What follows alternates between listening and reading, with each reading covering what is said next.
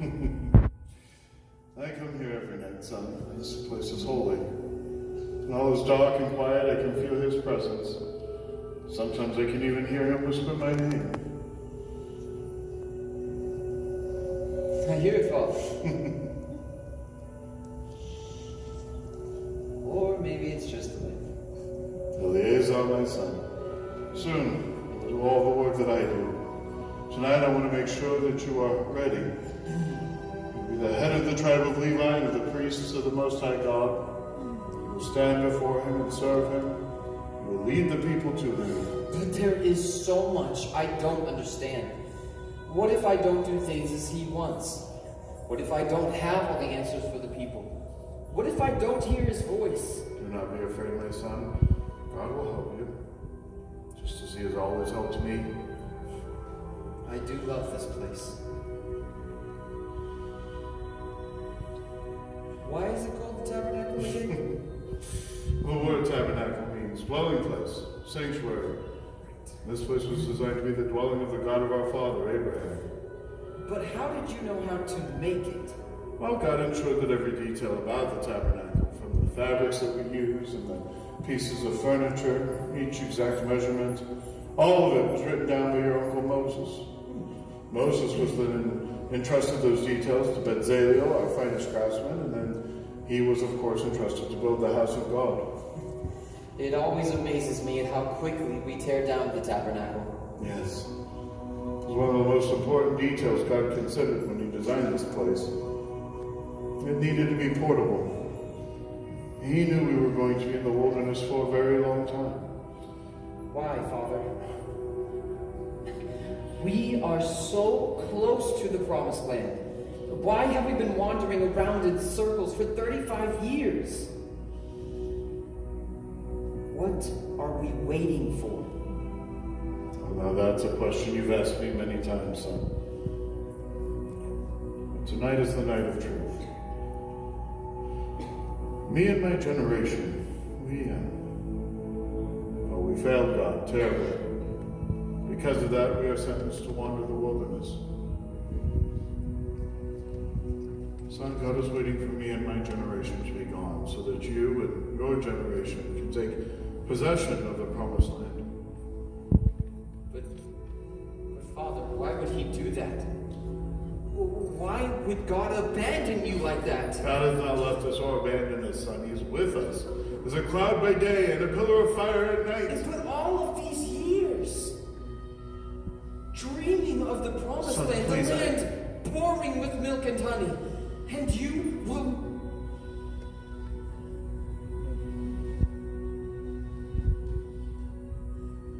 never see it.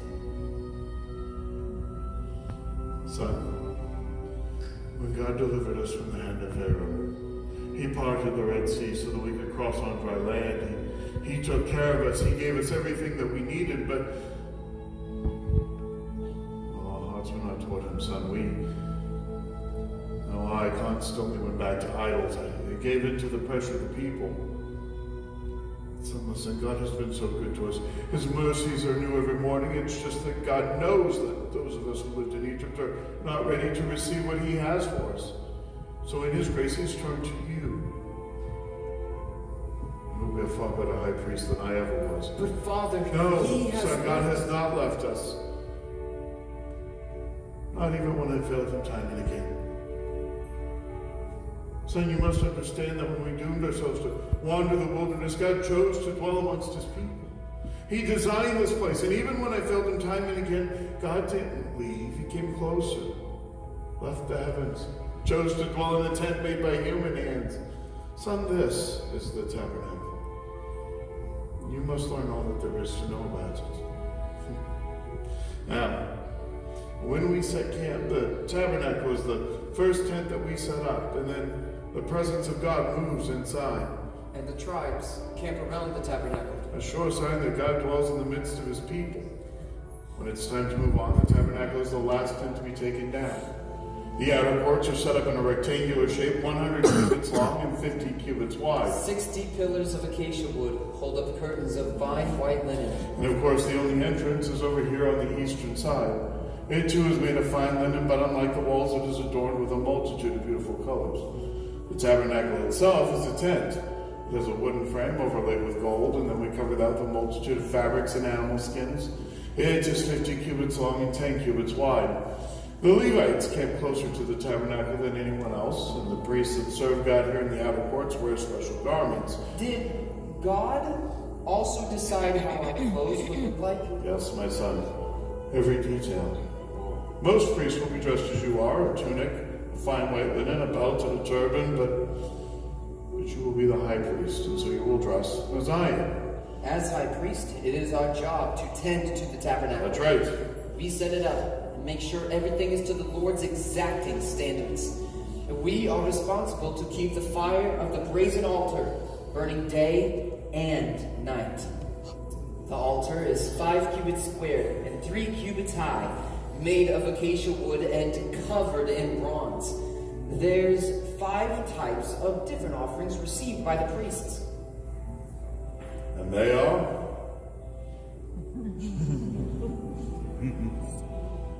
Well, there's the peace offering. Good. The meal or grain offering, the sacrifice of praise and thanksgiving, the sin offering, which forgives the worshippers unintentional weaknesses and failures, the trespass offering, which is very similar to that of the sin offering, except that this is the offering of money for sins of ignorance, and finally the burnt offering, performed to atone for the people's sins against the Lord. Well done, my son. Well done indeed. Your Father, why does the Lord require us to make so many offerings? Well, son, we all sin against God. And because of that, we deserve punishment. But God in his wisdom has made a way, a path of redemption that frees us from the consequences of our sin. Behold now the sacrifice of redemption that takes away the sins of the people. The burnt offering. Yes. The sacrifice of an animal. Young bulls, lambs, or rams, even birds are accepted from the poor. Now the animals are received and killed on the north side of the altar, and the blood is set aside. The animals are then placed into the fire, completely consumed by the flames. Then we take the blood into the tabernacle. Yes, I'll wait! Son, remember that we must first wash in the laver before entering into the holy place. Right. The laver stands to remind us that we need cleansing before approaching God. We atone for our sins through sacrifice at the brazen altar, but then we must cleanse ourselves in the laver so that we will be pure and not die before our holy God. Son, it's very important that you always remember to wash your hands and your feet before entering into the holy place. Now, before we go any further, tell me about the entrance to the holy place. This is a curtain stretched across 5 acacia posts that are covered in gold. This is the beginning of the tabernacle itself. On the other side of that door is the presence of God. Well, not the full thing, remember. It's only the overflow from the Holy of Holies. But it is God's presence nonetheless. We then enter into the holy place to tend to the idols inside. First is the menorah. Oh, it is exquisite. Hammered from a single piece of gold weighing 1 talent. Each branch ends in a beautiful almond flower that opens to the sun. As high priest, it is your duty to keep the wicks trimmed and burning, purest of all oil. The lampstand is the only source of light within the tabernacle. Next, we move to the table of showbread. The table is made of acacia wood and covered in gold. On top are 12 identical loaves of unleavened bread. One for each of the 12 tribes of the nation of Israel. As high priest, each Sabbath you will provide 12 fresh loaves, and then the old loaves, which are considered to be holy since they've spent a week in the presence of God, will be eaten by the other priests. We then sprinkle pure, finely ground frankincense on top of the loaves.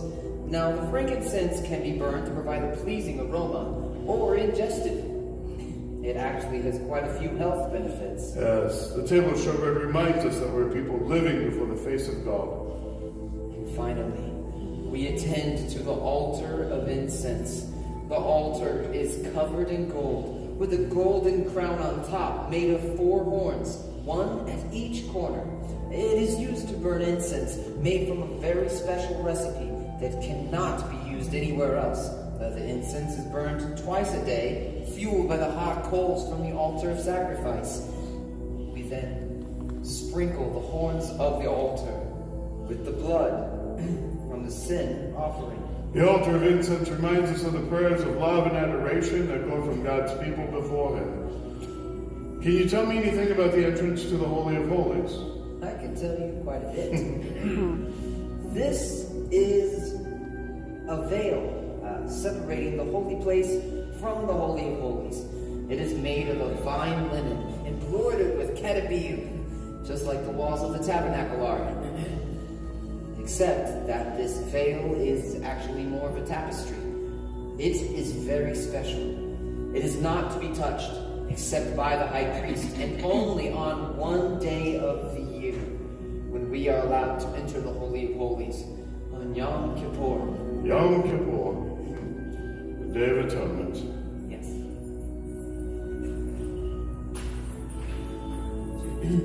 Tell me what happens on the Day of Atonement. The Day of Atonement is the one day a year that as high priest we can enter the Holy of Holies without fear of death. We carry only the blood from the sacrifice. No words are spoken. Only God may speak in His throne room.